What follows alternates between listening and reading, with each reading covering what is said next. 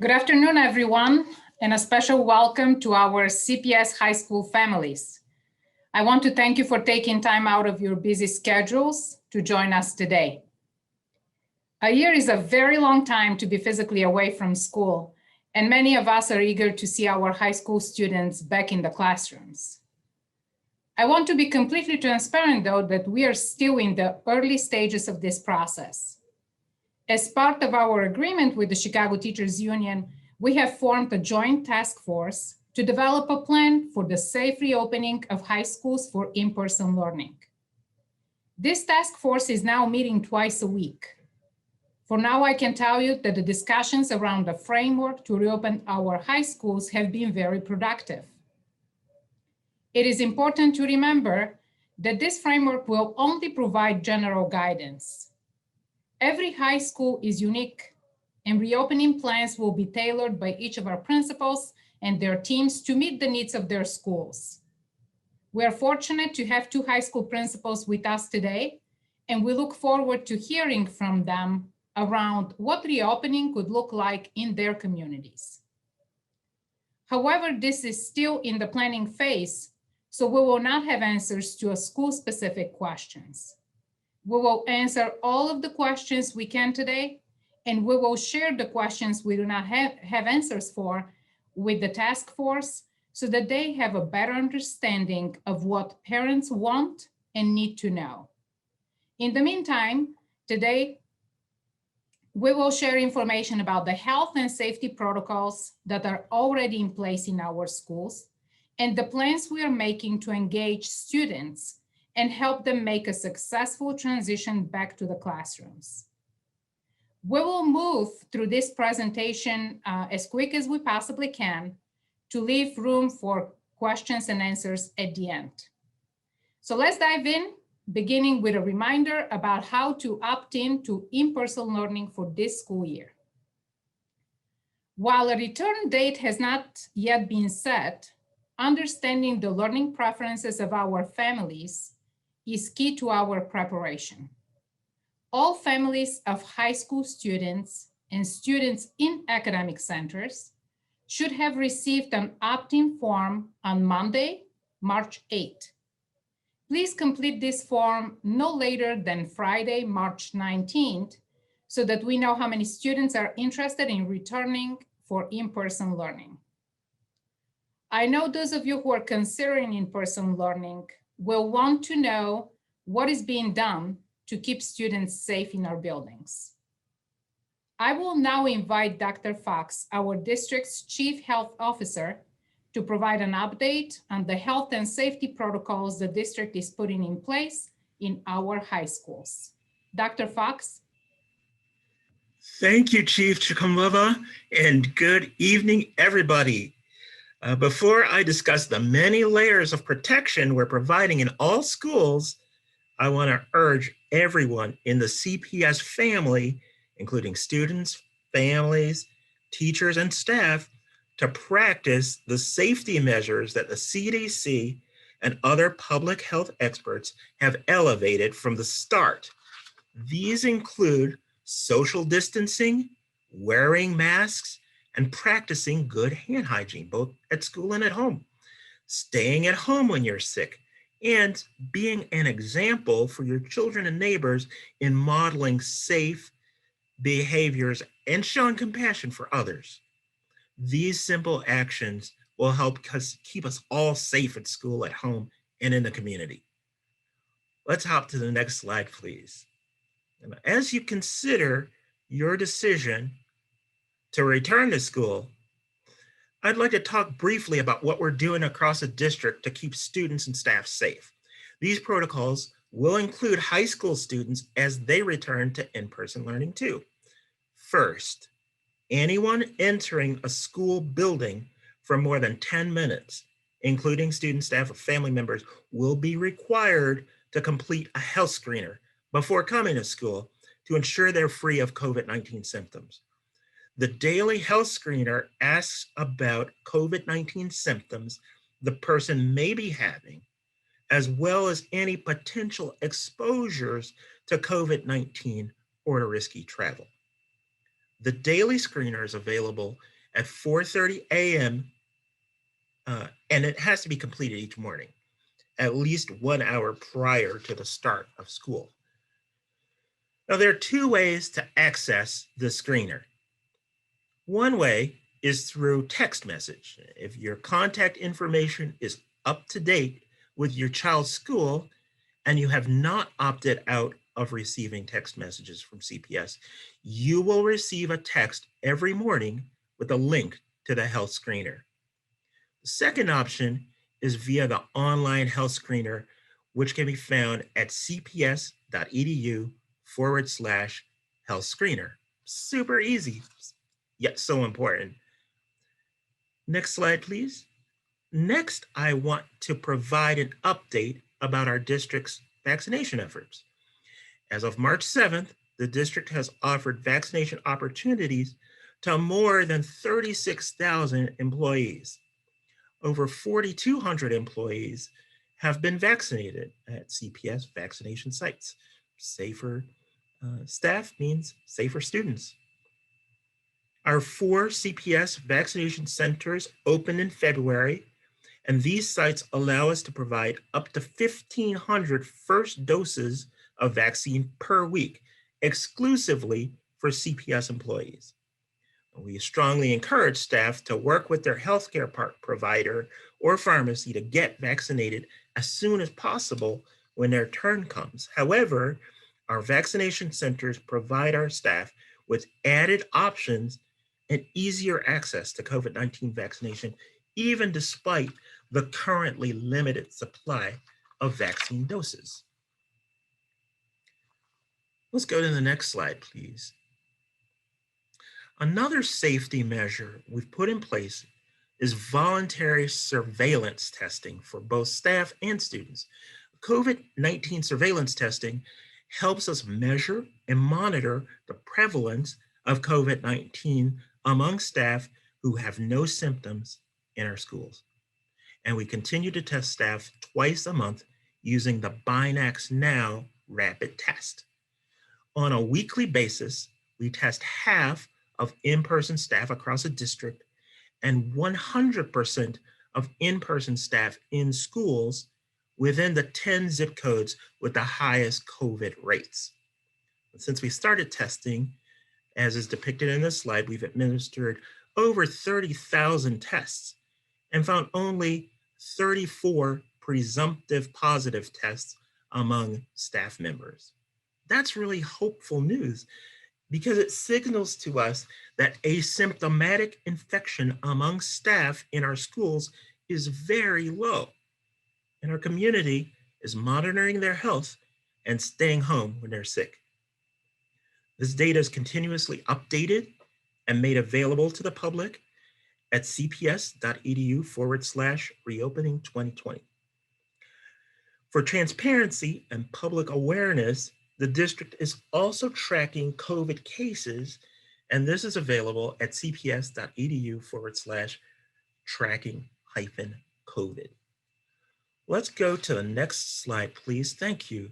The district is also beginning to roll out a student COVID-19 surveillance testing in high schools with cluster programs and in elementary schools located in the 10 zip codes with the highest COVID-19 rates, based on data from the Chicago Department of Public Health.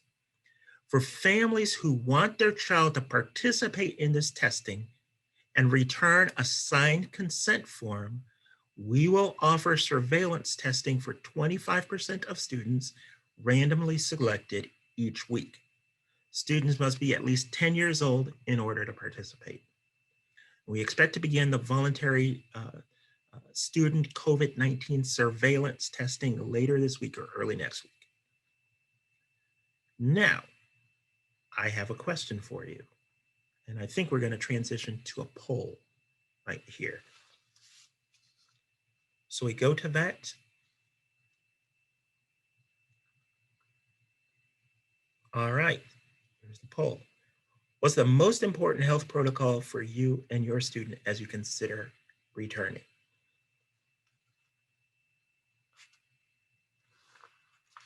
Again, giving people a minute to deal with that.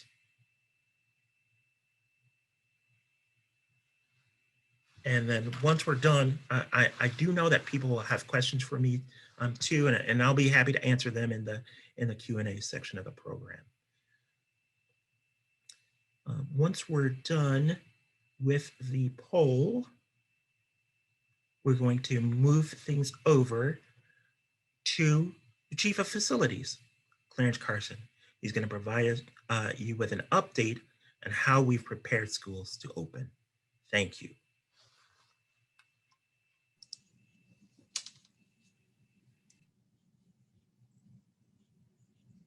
Good afternoon, everyone. I can do that whenever the slide gets transitioned.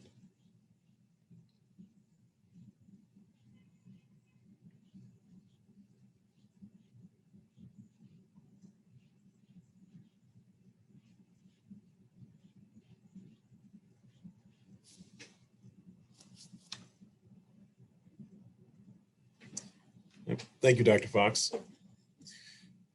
We can go into the next slide. So one of the major components, of course, of reopening schools, of course, is building readiness or school readiness. And these are our investments we put into place, or at least a large segment of them. We hired 400 additional custodians to ensure comprehensive cleaning protocols are completed every day. Regarding soap and sanitizer, the district has invested over $3.5 million to secure over 50,000 hand sanitizers and soap dispensers, as you all, I'm sure, have seen throughout your school buildings. For disinfectant wipes, we spent over $2 million to purchase 86,000 containers of wipes, which you see now throughout your classrooms, offices, and so on. We also invested in hospital-grade disinfectant sprayers, otherwise known as spray misters. Every CPS school has a hospital-grade unit for maximum disinfection to allow us to disinfect spaces faster and more efficiently. Thermometers, which you all have witnessed or have taken part in, I'm sure, walking into your buildings. We procured over 22,000 of the handheld touchless thermometers for temperature screening at our facilities.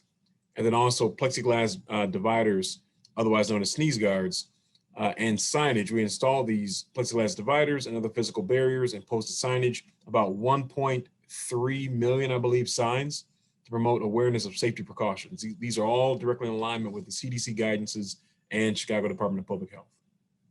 Next slide. Other major investments I wanted to highlight. So to ensure that every classroom has a functional window for natural ventilation or mechanical ventilation to dilute air particles and move air out of the classroom, we performed a district-wide ventilation assessment. At the same time, we hired independent state certified environmental specialists to conduct an indoor air quality assessment as well. So again, you have the ventilation assessment to make sure the units are working properly, and the ventilation and make sure our air is breathing and our buildings are breathing properly, and also the indoor air quality assessment as well of all our schools too, to make sure they're safe for return. We spent $42 million on emergency supplies, and 31,000 of those supplemental, 31,000 of supplemental HEPA air purifiers, and more than 70 million in active HVAC projects to promote proper ventilation in our schools as well. So again, really driving down that ventilation quality as well as indoor air quality. Go to the next slide, please. So if you all visit the school readiness metrics site itself through cps.edu/school readiness, you'll be able to look at exactly your school and figure out exactly where you all stand when it comes to these metrics. Everything from air purification, the air purifier being delivered, the indoor air quality assessments and so on. Excuse me, data is updated, you see here on a regular basis about your facilities, delivery of devices, HEPA air filters, face coverings, hand sanitizer, and other materials to support the health and wellness of our school community.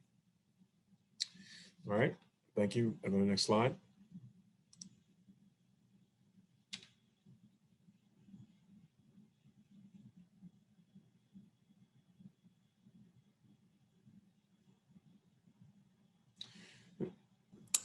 I believe this is a poll, Ben. Oh, thank you. Go ahead, Adrian. So actually, I guess now we actually have a poll.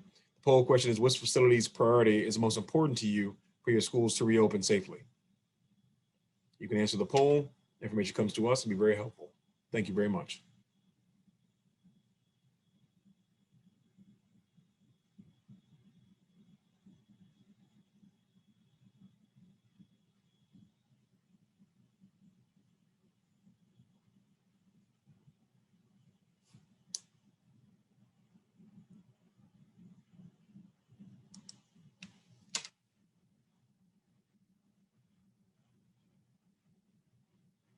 With that, I believe we can transition to what reopening may look like for 2 high schools.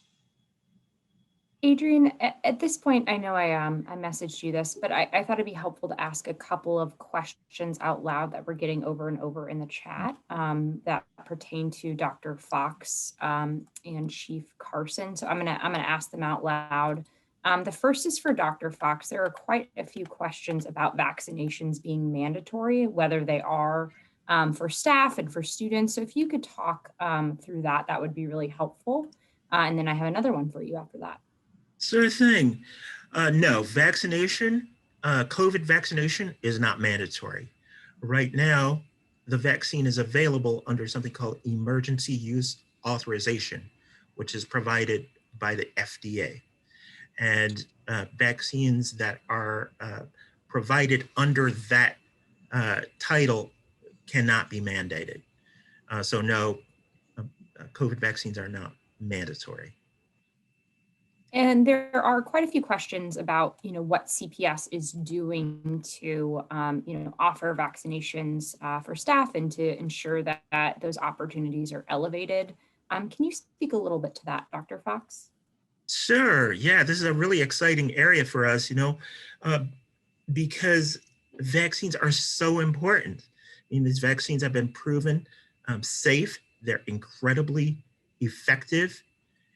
And this is just what we need to get us, out of this mess. So we've been working really hard.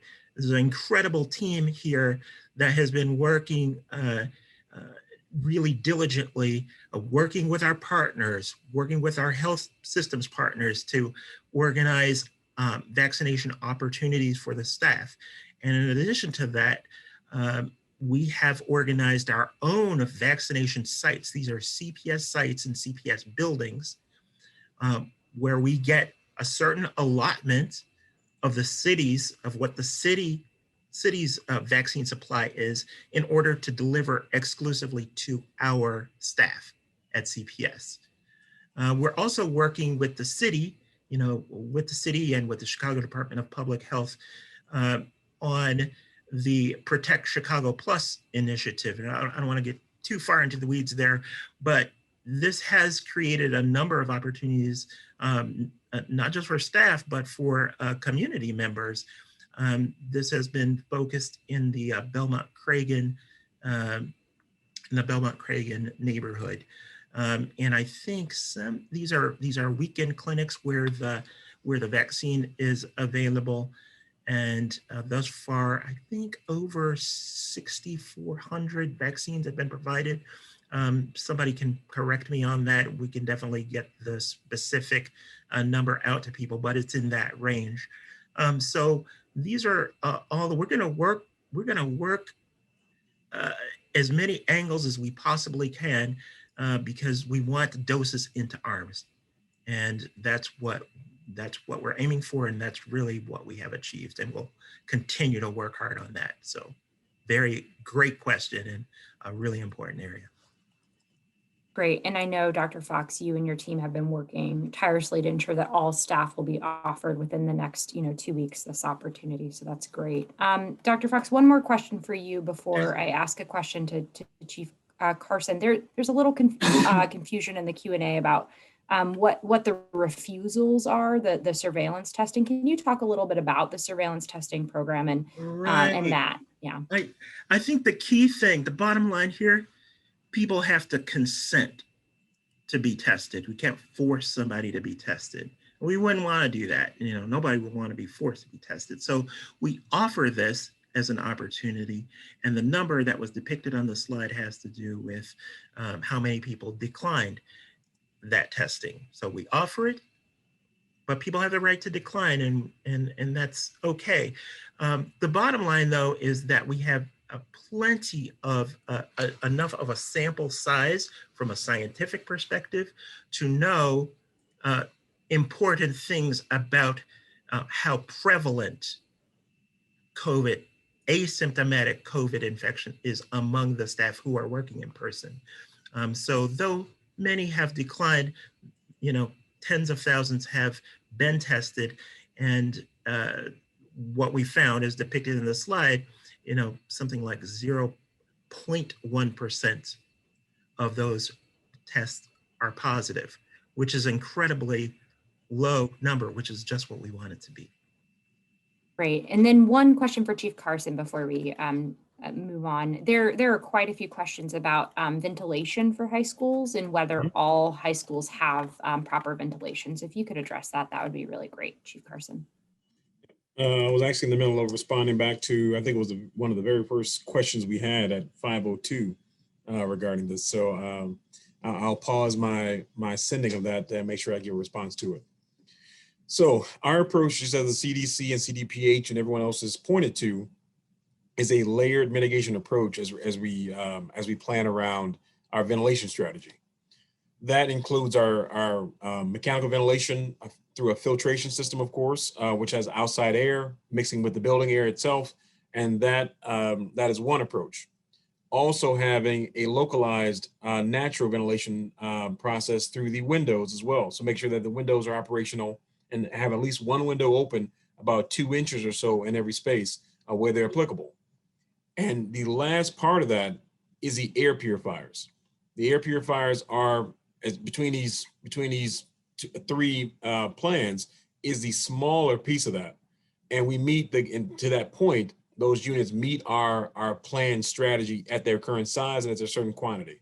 Again, most importantly, the mechanical ventilation, the window ventilation, and then the unit air purifiers are there as a supplement to the other two as well.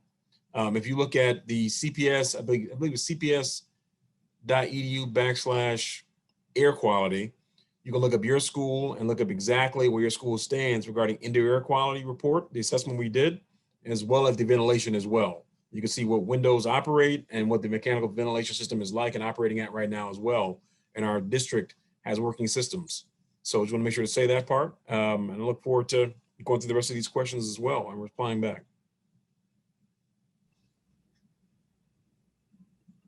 Perfect, thank you. We're going to transition over now to Chief Pruitt and the principals. Thank you. So, while it's important for all of you to hear from our district leaders about how we're working to ensure a safe return to school for our high school students, it's equally important for you to hear from our high school principals about their plans and priorities. And so I'm really excited that we have two principals with us today, Principal Rodriguez and Principal Carafio, who will be joining us today to talk about what return to school will look like at their respective schools. And so I have a question for Principal Rodriguez to start off, actually for both of them. How have you prepared your school and community for reopening? Hi, good afternoon. My name is Armando Rodriguez, Principal at Sarah STEM Academy. I do apologize, my camera is not functioning right now at this moment, so that you're not able to see my face on it. But I'm glad to be here this afternoon. And basically, we are preparing our building since we started with the pandemic. When we start receiving information, how the protocols for entrance to the building, to wearing masks, social distance. So we have been in constant communication with the parents and also the teachers, so that way to know what the steps are. So as we continue moving on this in this pandemic, we are right now trying to find different ways on how we can bring our students safe to our building. One of them is pretty much right now exploring different opportunities. We have a student coming into our building because we have the cluster program. So we have conversations with the teacher and see how things are going with the CCAS, with the security officers in our building, our TECOs, our clerks. So that way we have conversations and how things can be better. And as we move on now, we have the sports. So we have our sports now coming to our building. So we talk to our athletic director, with our coaches, and of course the parents, they're being concerned, like how are we preparing to receive our students for the sports? So as we continue moving, we continue brainstorming how we can ensure our safety of our students. And one of the biggest pieces is the why. Our students need to know why we are doing what we are doing. And I think they deserve a big explanation and how. So one of the next steps that we are continuing doing is we are in the process of developing some videos, so that way they can students understand and relate to our school what social distance means and why it's important to wear masks and all the different protocols, so that way they can understand firsthand what is important in our building. So we are continuing embarking in this process. We are continuing having conversations with our staff, and we are continuing moving towards this conversation until we have a plan that will ensure everybody's safety. For example, we have students coming to do our the driver ed test, and the collaboration with the teachers, with security team, with engineer and administration, we were successful having our students into the building.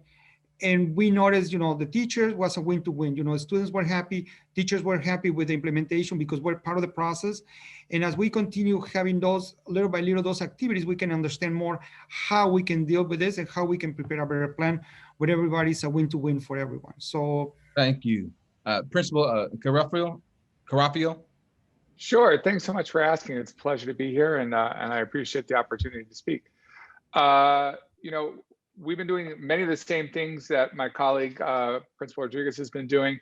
We're a school about 1,350 students on the north side, and most of our students travel to us every day during regular non-pandemic times. So in the interim, as we've been getting ready for this reentry, we have had kids coming to the building already, right? For athletics, for testing. We have special events for our seniors to fill out college applications and do their financial aid forms. And so all of those give us a chance to sort of test drive our procedures and our processes to make sure that they actually work and that they make sense for our building and our students. We have a weekly meeting of a giant committee, actually, composed of teachers, administrators, security, engineer, facilities manager, and starting this Friday, even parents and students are joining to talk about what the issues are and to make detailed plans for everything from entry to lunch to exit. And again, we're trying to involve as many stakeholders as possible so that we make plans that really work for this school. And then because we're having this continuous meeting process, we can also raise things as we learn them. So if something happens with entry on athletics, we can bring that right to the committee and say, hey, this thing happened, we have to adjust our processes. We've also been working a lot on the teaching and learning side. I know today is mostly focused on safety, but I saw a lot of questions about that. And I just want to say, all of our teachers have been prioritizing social emotional learning all year. And that's something that's really first and foremost in our minds about bringing the students back into school. A lot of our students have come from situations where their communities, maybe their families have been traumatized by COVID. And we want to make sure that coming back into school is safe and healthy for them mentally as well as physically. And we've been preparing our teachers all year. We have a teacher team that's been working on remote learning and is now shifting over to hybrid learning to really help explore the different possibilities and then present the ones that seem to work the best to our teachers and engage them in learning on how to do that work. So it's been a huge team effort. And I think that's the other thing I'd echo from Armando. This isn't something one person can do or even three people can do. We've had probably, just in terms of employees, well over 24 people in the building regularly involved in trying to figure out what it looks like for students to come back to school. Thank you. Principal Rodriguez, with you having the cluster program on your campus, what has your school done to implement appropriate social distancing at the school?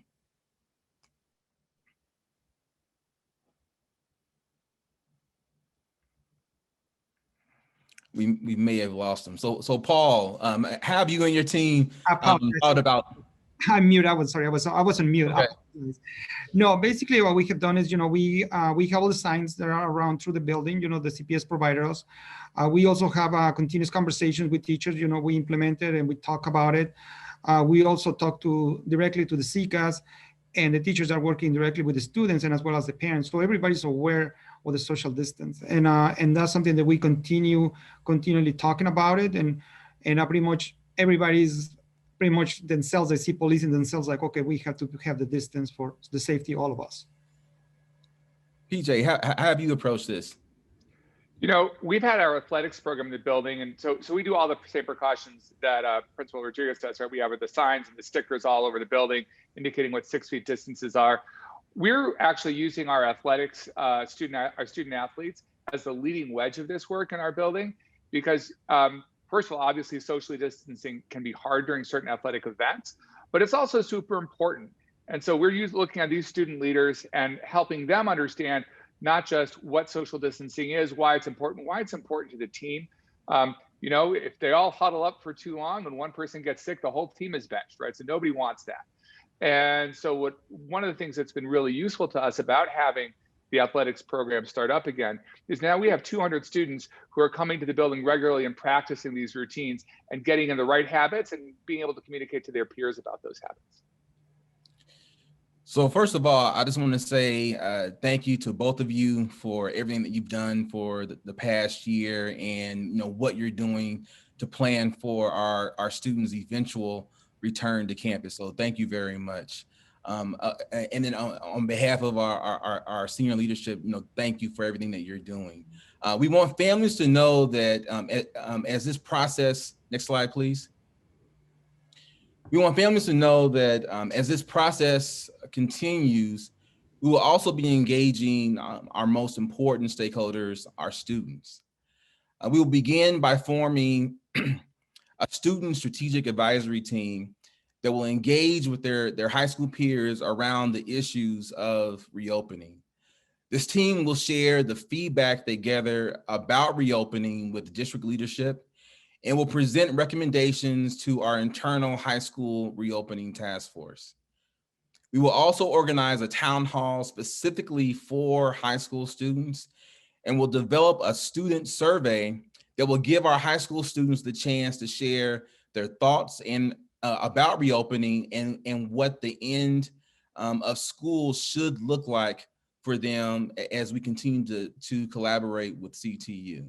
Next slide. Finally, CPS will promote student-led focus groups conducted by our student voice committees. This will be a guaranteed way for student voice to filter up to both individual school administrators and the high school reopening task force. Our goal since discussions of reopening began has been to gather input from every stakeholder, from our families, to our educators, to our community partners, and especially our students.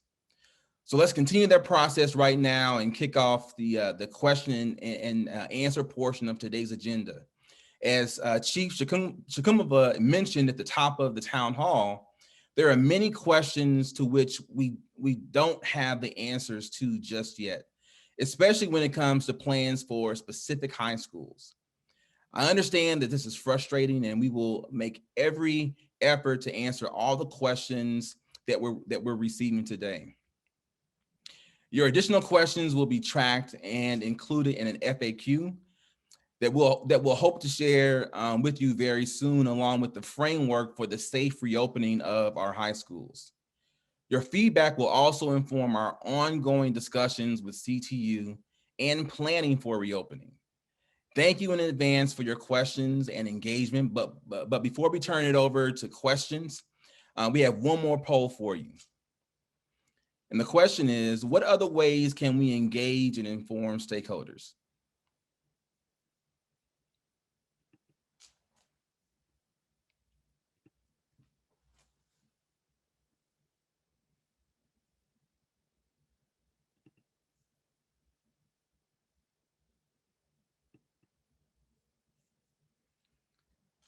And after we receive responses, the remaining portion of today's meeting will be turned over to Mr. Segura.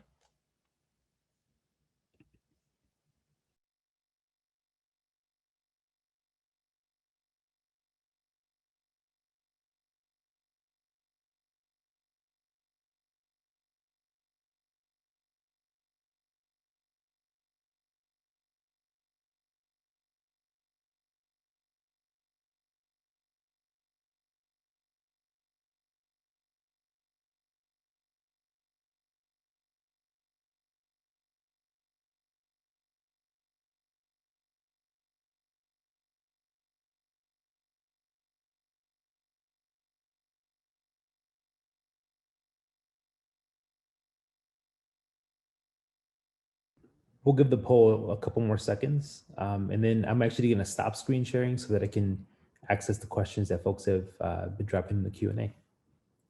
Giving the poll another couple seconds here.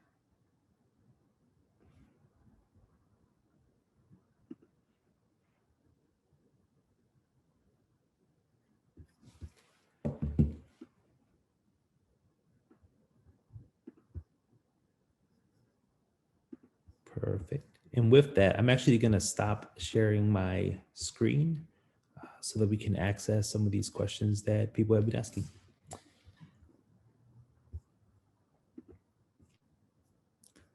And as Chief Pruitt said, there are well over 500 questions that are in the Q&A and growing.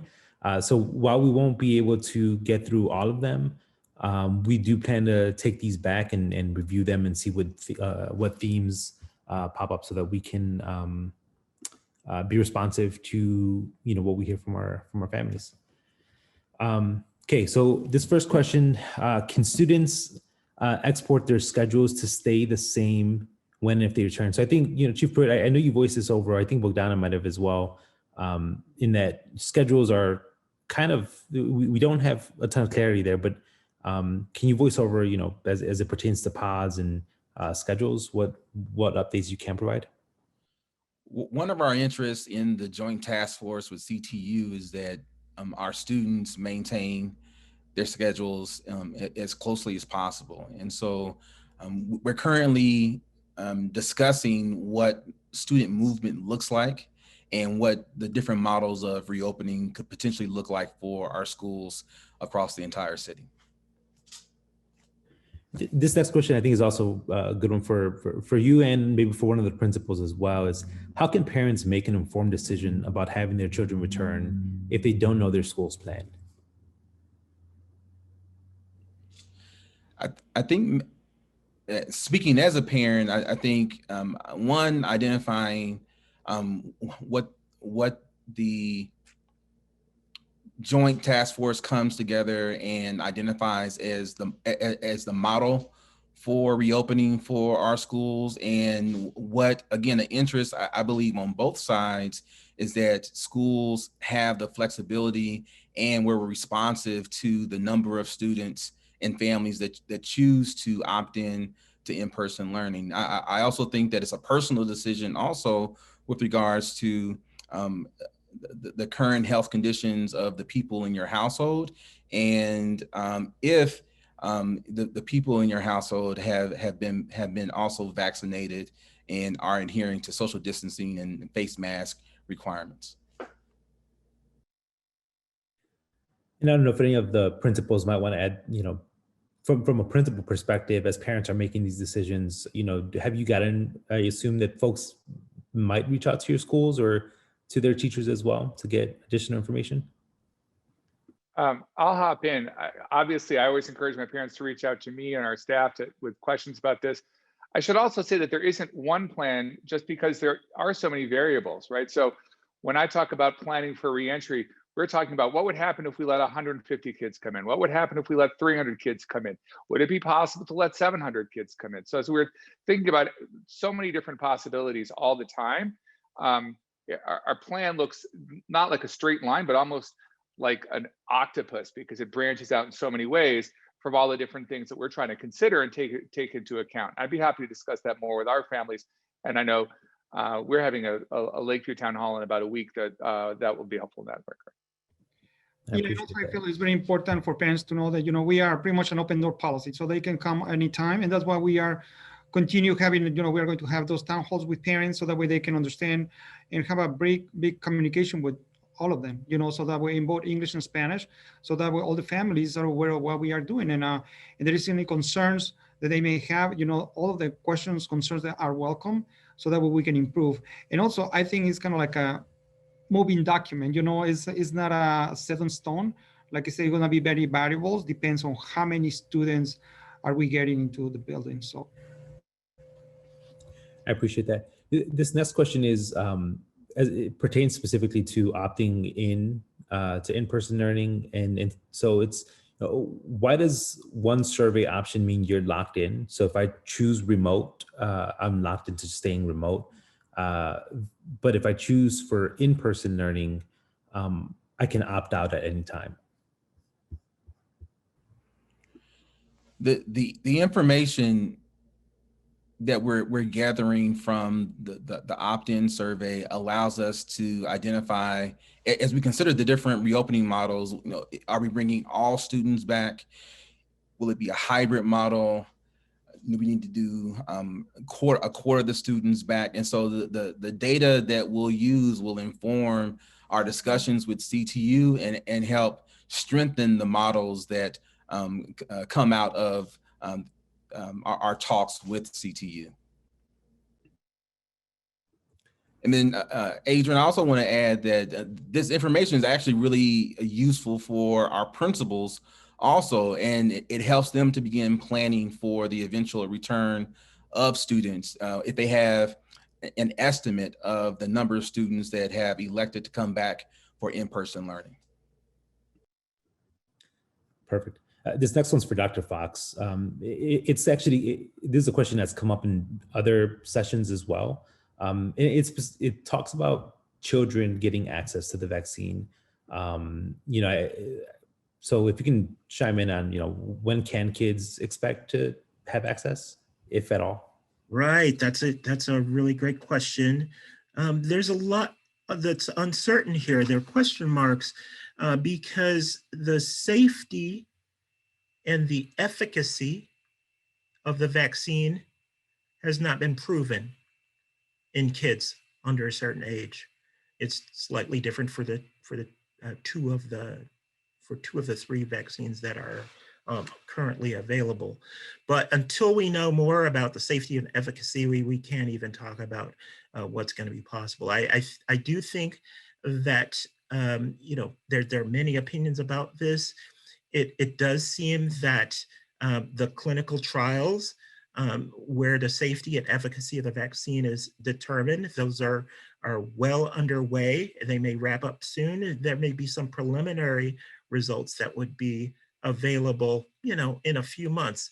Some have even expressed the optimism that there could be widely available vaccine for teens and even younger teens and preteens by the fall, but there's no guarantee on that. So once safety and efficacy is proven, then we'll be in a better position to talk about what might be possible in terms of CPS participating, but in terms of delivering those vaccines. So more to come on that, but it's an open question right now. That's great. This one's also, I remember a similar question coming up early on when we started planning, but it's around students who commute to school via public transportation. Knowing that CPS cannot control or influence social distancing guidelines on city buses and trains, how are we planning around that? Right. I mean, others may chime in here, but you control the things that you can control. All the mitigation measures, all these layers of protection that we enforce and we put in place in schools and that we enforce there, and that people ought to be following at home, ought to be followed on public transportation as well. Kids need to, have clean hands, that they need to wear their cloth face coverings. That's an important thing that each person can do. Maintain social distancing to the extent possible. These are things that you can take into your own hands, and we say that that's what's available. We can say that once a person is at school, that there are many more layers of protection, but that's the part of this that we can control, what happens in the school. But it is a good question, and it will be a challenge because, frankly, people have to find their way to school. There's no other way around it. So I think that would be my answer. But others, please chime in. I was just going to add that obviously educating our students is the first priority, and helping them understand not just that this is a rule, but why it's a rule and why social distancing is important works. And that's why I said I was so excited earlier that my student athletes are already taking that lead.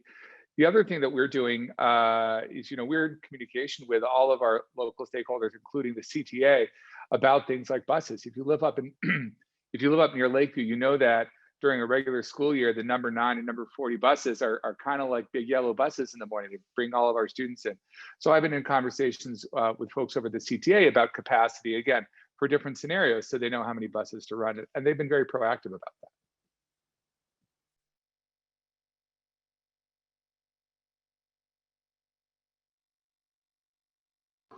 Sorry, folks, there are a lot of questions to sift through and it keeps on moving, so my apologies.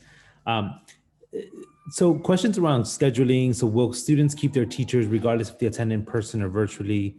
There are questions specifically to schedules, and I've heard this from different parents at different times is, will my kid have the same teacher? I think those are things that are still being discussed, but Eric, I don't know if you can opine on that a bit more.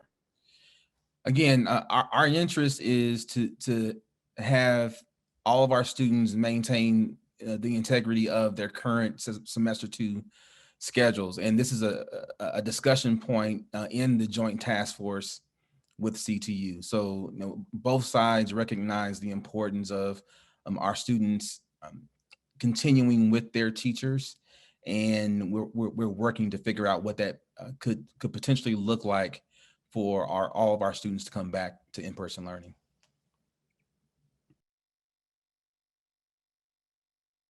So there's a question here about readiness investments. Are these readiness investments intended for the pre-K to 8th grade schools? Are additional investments planned if and when high schools reopen? So, Chief Carson, I think that one's for you. Sorry, ask it one more time, Adrian. Yeah, so are the readiness investments intended for the pre-K to 8th grade schools? Are there additional investments that are planned if and when high schools reopen? Oh, for all, excuse me, all schools. So right now the high schools already have their signage, their plexiglass barriers, all the other things as well already in place, the bottle fillers and so on. So no, those counts and those dollars I stated for all schools. Adrian, I asked Shruti to speak a little bit more to the vaccination process, and just noting that the 36,000 that have been invited, that the 4,000, sorry, I have a toddler in the background, that the 4,000 to date doesn't necessarily mean that other people aren't being vaccinated. To just talk about the CPS sites versus other opportunities, staff may be pursuing. So Shruti, can you speak a little bit to that so people are aware? Yeah, absolutely. So we have been offering vaccination opportunities since January, and we started with partnerships with various places, Lurie's and other hospitals and healthcare providers. We also, as everybody knows now, have our own sites open. These confirmed numbers are from our sites. However, we did launch a survey last week requesting all staff to let us know their vaccination status, and obviously results are still coming in, but we are seeing a lot of people who have gotten vaccinated or are in the process of being vaccinated by opportunities they've identified themselves through their primary care physicians and other folks. So this 4,000 is what we know, but we know that the actual number of vaccinated people is higher. Anything else, Sadie, I should cover? No, I just wanted people to leave the call knowing that the number is much higher than that. Those are just our sites. So thank you, Shruti. Of course. Can I also just add that that there are many others who have been vaccinated that would have gotten those opportunities because of arrangements that our team has made with health systems partners, like Innovative Express Care or Rush, or many other providers in town. We're knocking on everybody's doors to see who can help out, who can help to cover our staff. And we're going to see when the results of the survey that Shruti mentioned, when they come back, we're going to be able to tell how successful those efforts were. Thanks for that. Here's a question that's suited, I think, for Clarence. Is as we may be aware, there are a lot of imitation hand sanitizers in circulation. What is CPS doing to ensure they're using certified hand sanitizers in schools? Yep, so great question. So we verified the quality of product we wanted to have. We set a high standard for that. Along with that, we set a requirement for the alcohol content of the product as well, to make sure that we don't have any flammability issues, as well as quality issues and maintenance of the product as well to make sure it lasts for a good long time. We don't want a product that expires immediately after purchase. Went through a long, lengthy review of products in the marketplace. You can imagine there's a lot of people selling products, just as stated, people making their own products at home, as well as products we see every day, the Purells and so on. Good thing is we're a large district. We're able to buy our product early on. Talking about, last summer, because we were ready for a lot of return back then as well. So we've had a lot of product on hand for this purpose. So no, we're really tied to the CDC guidances and EPA as well as to have a key standard for the products we're going to buy, and work with our key vendors to adequately secure that from all around the world. So I know we definitely selected the key products we needed, as well as having a lot of it on hand.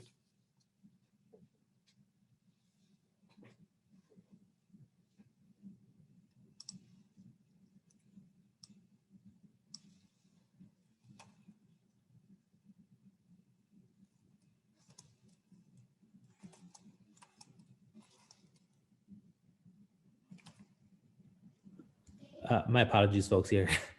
Lots of questions coming in.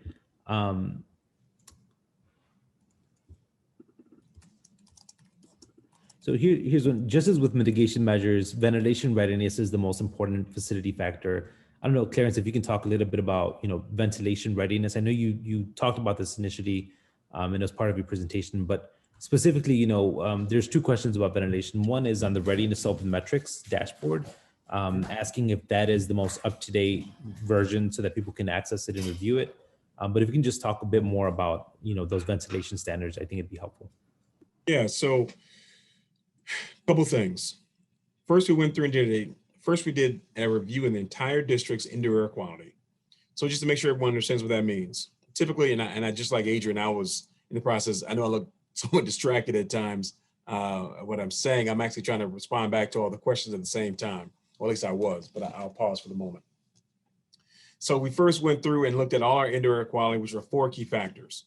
It was humidity, temperature, particulates, and CO, or carbon monoxide. Those 4 areas that we went through and tested, our buildings verified their current filtration measures and how well the systems were working for our ventilation. So once we did all that, we went back and assessed if any needed repairs needed to be done to the systems. And that report is all located online as well. You go to cps.edu/air quality. Again, you can go to your school, see your ventilation assessment results all the way down for every school that's in the district, as well as your specific school's indoor air quality report findings as well. So once we did that, then any repairs need to be done for the system, either filter changeouts, anything to expand our outside air intake, anything need to be done, BAS system repairs, so building automation system repairs, we did all those as well to make sure our systems are working properly. And indoor air quality was an indicator if there was an issue or not. Then we made the necessary repairs. So yes, the site is up to date. And if you want to see further, you can go to the website to review the school report itself.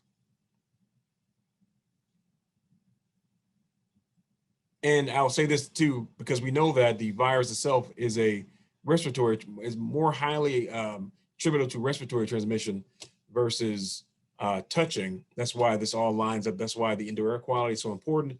That's why ventilation is more important as well. But I'm sure Dr. Fox will agree with me that, of course, ventilation is important. But when it comes to social distancing and mask wearing, that's of course even higher than the respiratory side of the ventilation itself. But we're here to help support the overall strategy for the district. That is absolutely correct, Chief Carson.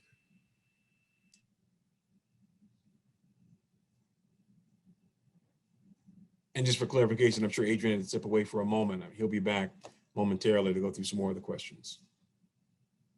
So definitely wanted to talk about, in addition to ventilation, one of the things that came up was around students that are in sports and are 16 or older. And so Dr. Fox, if you can talk a little bit more about like the 10 zip codes and, availability for students to get tested and as a district, what our overall plan is to support that.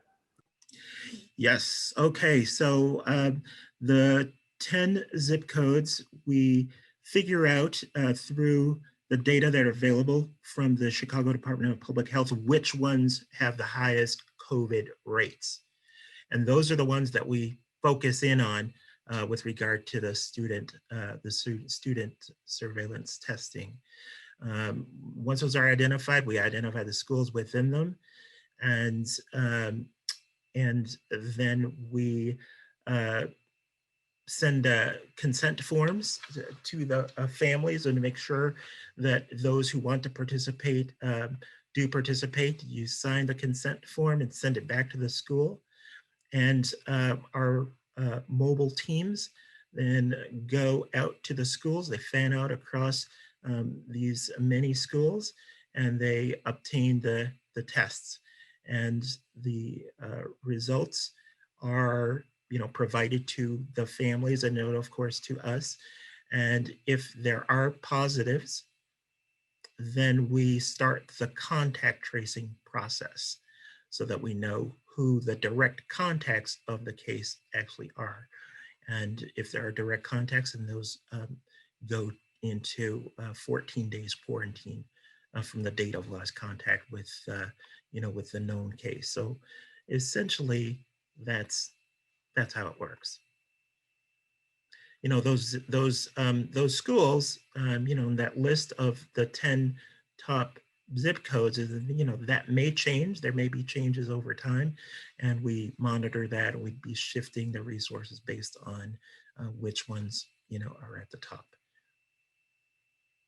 Thanks for that. There are a couple questions, both in Spanish and in English, around peers in other families not necessarily taking the pandemic seriously, going on trips, parties, social gatherings, and this fear of them lying on the health screener tool.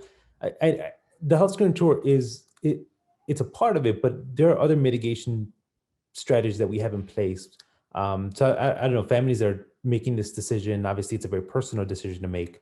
But if you could talk a little bit more about, what happens if a student fails the screener, or frankly lies on the screener and maybe has potential to spread the virus should they have a positive case. Right. Well, this is truly a situation where we're all in this together, and we all rely on each other to protect each other. And I wouldn't want somebody lying to me, so I wouldn't do that to somebody else. And we want people to take this seriously. It's incredibly important. It's key to the success of this endeavor. And we expect people to take it seriously and to answer honestly. It's really just to protect themselves and others. However, the screener is not the only mitigation measure. Obviously, there are many layers of protection, right? So let's say somebody does make it in to the school. They falsified their screener. Maybe they shouldn't be there. Lots of eyes are on people, and people on the staff know what things to be looking for. There are adults in the building, and everybody is responsible to make sure that everybody stays safe. I would say that other measures are in place, right? Right. Even if a person has the virus, if you wear cloth face coverings, which are mandated in the school all the time, and you maintain distance, and everybody's washing hands, and the space is clean, and all the other kinds of protections, those are available to us too. And what we know is that they work, and that's why they're there.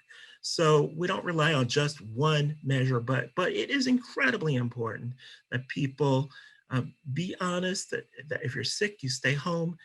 If you fail the screener, then you don't go to school or to work. And you see on the screener, if you haven't completed, had a chance to look at it already, there's guidance for what you should do if you fail. I mean, there are different reasons to fail the screener, and the different reasons require different actions. So I think those are the real issues here. I appreciate that. So I want to be mindful of time here.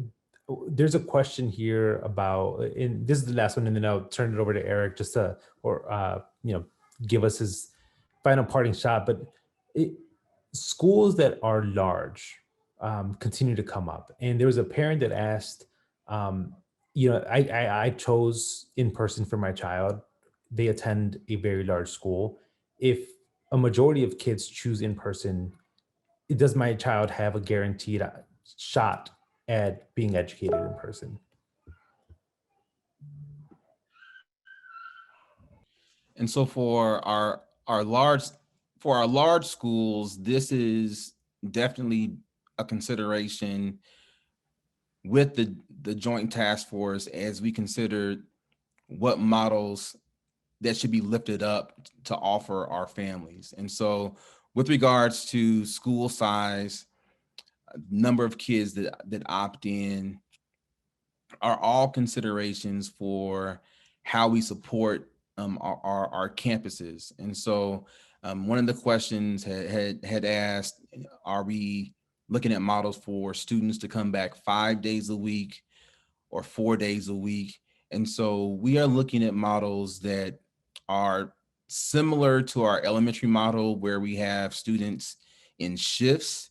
And so in an instance with a large school, depending upon how many students elect to come back for in-person learning, we may be able to put those number of students in 2 different groups, whereby allowing them to come to school at least twice a week and the remaining 3 days as remote. And so these are some of the considerations that are being explored in the joint task force. And if we do have a large school where the majority of the campuses, the majority of the students elect to come back, we also have a model to accommodate those numbers. And again, this is still being discussed and worked on in that joint task force, but we are considering the different types of schools that we have across the district. Thank you for that. And I do want to address, I know that there were a lot of questions around families receiving a bad link. First, want to apologize for that. We did, I believe that we did send a correction link. This session is recorded and it will be uploaded to YouTube and shared with everyone that was able to participate or not participate. I just want to make that clear. So I don't know, Dr. Fox, Clarence, Pruitt, any parting shots as people navigate this very personal decision that they're making for their family?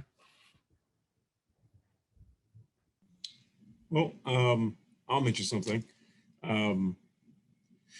So I'm also a parent. Not only am I over the facilities department, all our footprint of buildings, from again cutting grass to snow removal to building engineering, which is the ventilation side, as well as the custodial maintenance and disinfection side. The plans I put in place, or at least I help us administer, are things that I will want to keep my family safe. I have a 9-year-old daughter that is in an elementary school and has been there, since they reopened. Was it last week or so? She goes to class, hybrid learning, fully enjoys it. Her class, I know it's talking about elementary school, not high school. They adhere to it, they understand it, and the students believe it's worth it. They're willing to take whatever precautions they can, keep themselves safe and their friends safe, and the teachers do the same. We care about what we're doing in the buildings, and we truly are internalizing what it takes to make sure it's successful and safe for everyone to return. So hopefully you all believe in what we're doing, believe in the efforts we're putting in place. We're going to continue making the spaces safe for students and families to return. Ditto on that, Chief Carson. I want to say, I've been a pediatrician for over 3 decades.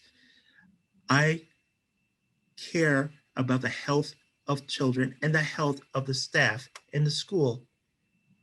We can do this. We can do this. People all over the country and all over the world have done it, and we can do it too. We want our kids back. We want them back safely. And we use the layers of protection to make sure that they're safe when they're there, and that we're ready. We've prepared for this, and we're ready for it. Of course, the high school task force is busy about its work, and we'll be ready for high school when that day comes. But this is definitely something that can and should happen. And we have to be bold. We have to take care of ourselves. This is how we live now, and we can do it. As a participant in the joint task force, I can say that there's a common interest on both sides to getting students and staff back in school safely and in compliance with CDC and ISB guidance. We also have a common interest in providing a flexible return plan that takes into account school size, number of students that opt in, number of staff available, and then also considers programming at each of our schools. There's also a common interest with regards to prioritizing, supporting our groups of students that have been most impacted by remote learning and this pandemic. And so with that, we are, I believe we're making progress, and we are not, our interest is not rushing to get students back into in-person learning, but presenting a plan for our parents and for our students that meets all of their needs. And so with that, I want to thank all of you for joining us today, and we'll work to ensure that we're keeping all of you informed. And as Adrian had indicated earlier, that with all the questions that we have, we do plan on publishing an FAQ answering all of the questions that you've presented with us today. Thank you.